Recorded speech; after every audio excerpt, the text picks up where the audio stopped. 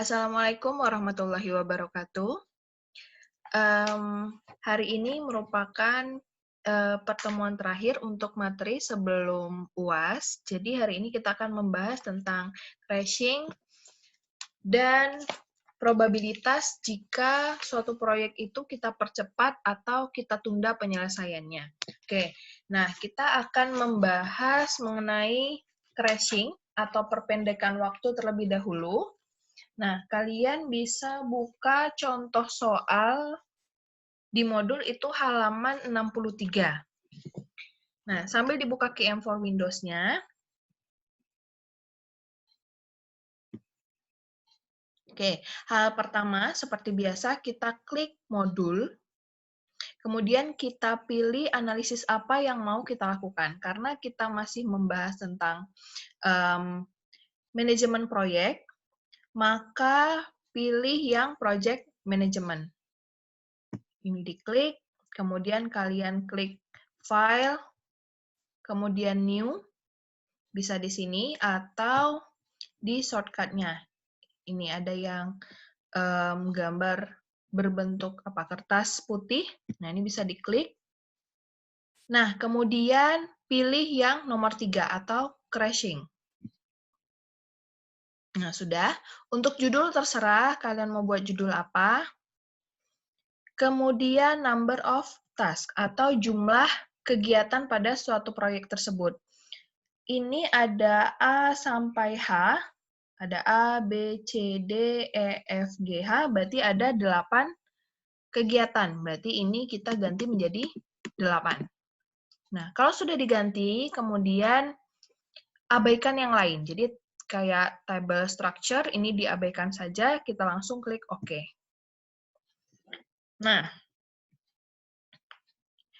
di sini kalian bisa mengisikan waktu normal, kemudian waktu perpendekan, kemudian sebelahnya lagi ada biaya jika kegiatan tersebut dilaksanakan pada waktu normal, dan crash cost atau jika terjadi crashing maka biayanya berapa. Nah, ini bisa diisikan sesuai dengan soal. Normal time untuk kegiatan A yaitu 4 minggu, kemudian kegiatan B itu 5 minggu, dan isikan seterusnya.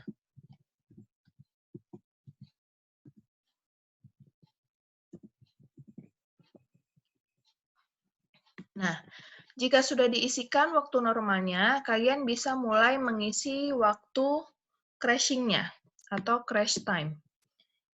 Untuk pekerjaan A, ini 4, B tetap 5 juga, untuk C itu jadi 6 minggu, dan seterusnya.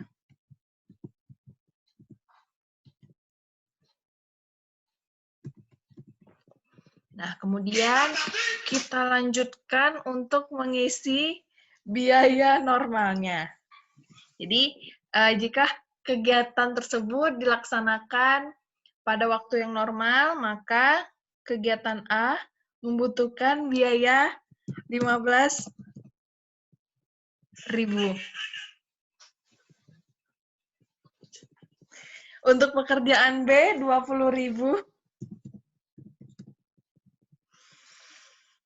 Dan seterusnya.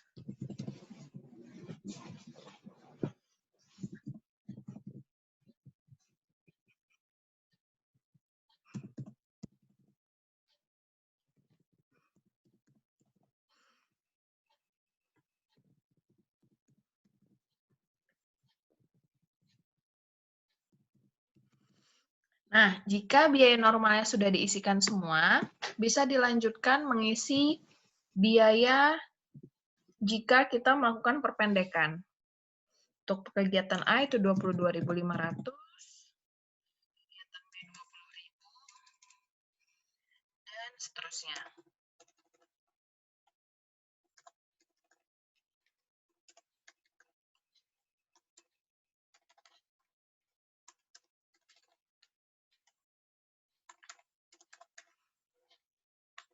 Nah, kalian pasti sudah dapat materi atau teorinya di kelas masing-masing.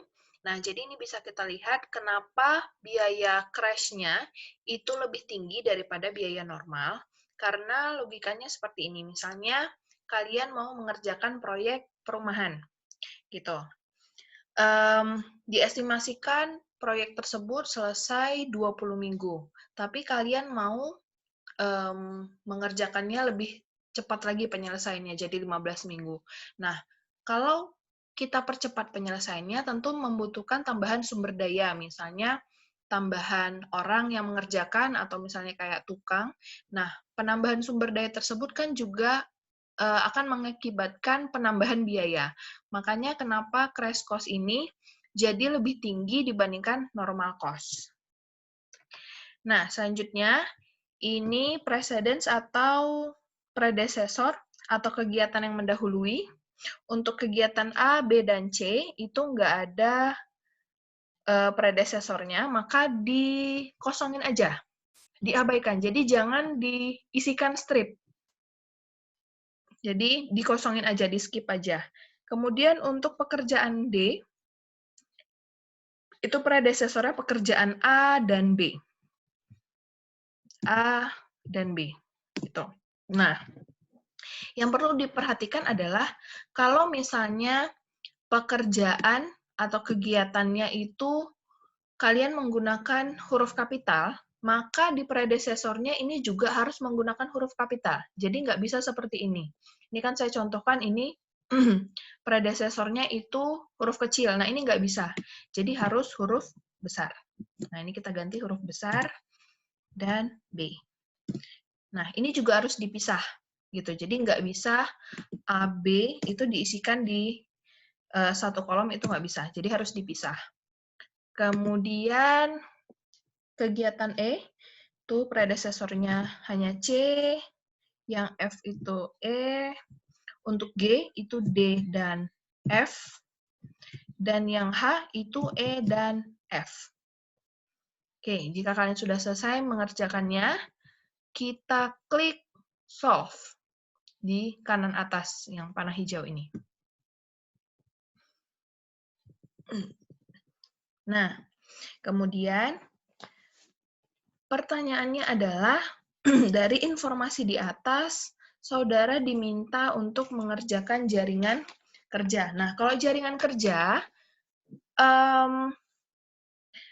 pada menu crashing itu nggak akan keluar ininya, jaringan kerjanya. Jadi, kalaupun nanti di ujian kalian diminta membuat gambar jaringan kerja, kalian membuatnya secara manual. Kemudian yang kedua, tentukan waktu kritis dan jalur kritis atas penyelesaian proyek tersebut. Nah, jadi waktu kritisnya adalah jika pekerjaan tersebut dilaksanakan dengan waktu normal, maka waktu kritisnya adalah 21 minggu. Nih, yang di kiri atas. Normal time. Nah, tapi jika kalian memutuskan untuk melakukan perpendekan waktu atau percepatan, maka waktu kritisnya adalah 15 minggu. Gitu. Kemudian, jika ditanya berapa biaya jika proyek tersebut dikerjakan pada waktu normal dan jika pekerjaan tersebut ada perpendekan waktu atau percepatan, maka biaya normalnya adalah segini, 230.000. Nah, kemudian jika proyek tersebut dipercepat atau adanya perpendekan waktu, maka ini ditambah normal cost ditambah dengan crashing cost. Jadi biaya normalnya 230.000 ditambah 4.750. Jadi totalnya jika proyek tersebut mengalami perpendekan waktu akan menghasilkan biaya 234.750. Nah, kemudian pertanyaan selanjutnya, buatlah analisis perpendekan waktu jika direncanakan proyek tersebut diselesaikan pada waktu 20, 19, dan 18 minggu. Kalian bisa lihat pada menu ini. Kalian klik window, kemudian pilih yang nomor 2 atau crash schedule. Nah, ini saya seret ke bawah biar kalian bisa lihat.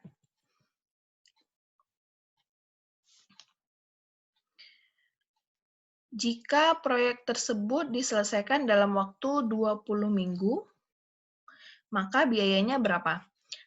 Nah, kalau 20 minggu, berarti biaya tambahannya adalah Rp500. Jadi biaya normal tadi Rp230.000 ditambah Rp500. Maka jika proyek tersebut dilaksanakan atau selesai pada 20 minggu, akan menghasilkan biaya Rp230.500.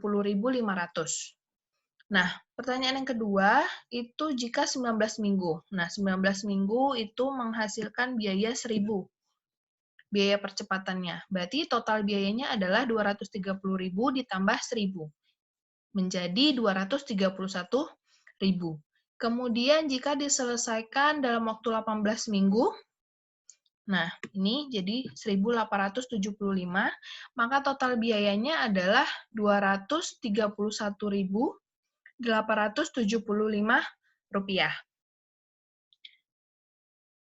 Nah, ini tadi ada yang kelupaan. Untuk jalur kritis, ini kalian bisa lihat pada bagian yang crash buy-nya itu 0. Jadi, jalur kritis atau pekerjaan kritisnya adalah pekerjaan A, B, dan D.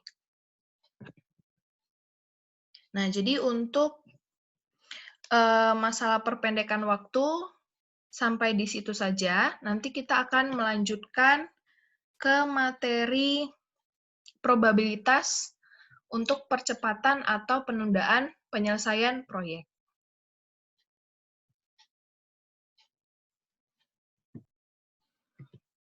Nah, kemudian kita masuk ke materi probabilitas untuk penyelesaian proyek jika proyek tersebut mau kita percepat atau kita tunda penyelesaiannya. Nah, jadi kalau misalnya kalian udah mengerjakan soal yang tadi, kita akan masuk ke contoh soal pada halaman 67. Jadi kita akan mengerjakan soal nomor 1 dan mengerjakan bagian probabilitasnya. Nah, ini kalian bisa klik new. Terus kita pilih yang triple time estimate. Nah, ini terserah kalian mau save atau enggak. Kalau saya enggak, saya save. Nah, kemudian untuk judul terserah kalian mau buat judul apa. Kemudian untuk jumlah pekerjaannya itu ada pekerjaan A sampai K, berarti ada 11 pekerjaan. Nah, kemudian yang lain diabaikan saja, lalu kita klik OK. Nah, kemudian kalian isikan sesuai dengan data yang tersedia. Nah, karena berhubung saya sudah menyimpan data sebelumnya, nah jadi saya tinggal open, kemudian buka file sebelumnya. Tapi kalau kalian misalnya belum mengerjakan, ya kalian kerjakan seperti biasa. Nah, kalau misalnya kalian sudah mengisikan semua datanya, dari optimistic time, most likely time, pessimistic time, kemudian precedence-nya juga sudah diisikan. Nah, kalian bisa klik solve. Nah, oke. Sebelum lebih lanjut, saya akan menjelaskan rumusnya. Nah, jadi untuk pertanyaan waktu kritis dan jalur kritis itu sudah kita bahas minggu lalu. Nah, kita masuk ke bagian probabilitas. Pertanyaan B. Jika direncanakan proyek akan diselesaikan dalam waktu 70 minggu, berapakah probabilitas proyek akan selesai? Nah, jadi rumusnya itu adalah Z sama dengan X dikurangi mu per standar deviasi. Nah, X merupakan waktu yang direncanakan. Jadi yang di soal ini kan disebutkan bahwa direncanakan proyek akan selesai dalam waktu 70 minggu. Berarti X-nya adalah 70. Kemudian kita kurangi dengan mu, waktu kritis. Nah, waktu kritis itu kita lihat dari hasil data yang udah kita olah tadi. Nah, kita buka QM-nya. Waktu kritisnya itu yang di kiri atas, yaitu 72,67. Nah, kemudian kita isikan di sini. 72,67. Kemudian, per standar deviasi. Nah, standar deviasi juga kita lihat di sini. Standar deviasi itu di kanan atas. Nah, ini ada standar deviation. Ini 5,73. Nah, pindahkan di sini 5,73. Nah, kemudian ini berarti jadi minus 2,67. Hasil dari 70 dikurangi 72,67 per 5,73. Nah, kalau kita cari, hasilnya adalah minus 0,47. Gitu. Kemudian, yang perlu kalian perhatikan adalah probabilitas itu sama dengan nilai tabel Z. Jadi, dari nilai Z ini, kita cari angkanya pada tabel Z.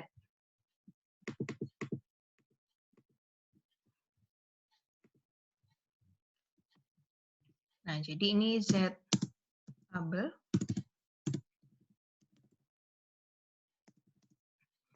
Oke, karena ini dia nilai Z-nya minus 0,47, berarti kita mencari angkanya itu di tabel Z yang minus.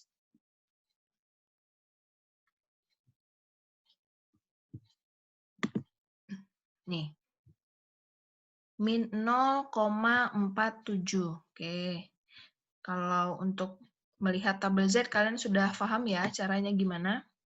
Karena min 0,47, berarti kita cari dulu 0,4-nya. Berarti kalau 0,07-nya kan ini di sebelah sini. Berarti kita tinggal mencari min 0,4.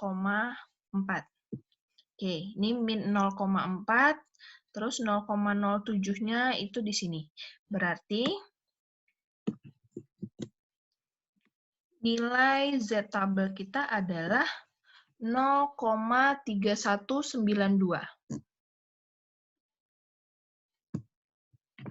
0,3192. Oke, kemudian kita konversikan nilai Z tabel tadi menjadi persen. Jadi probabilitasnya itu sama dengan 31,92%.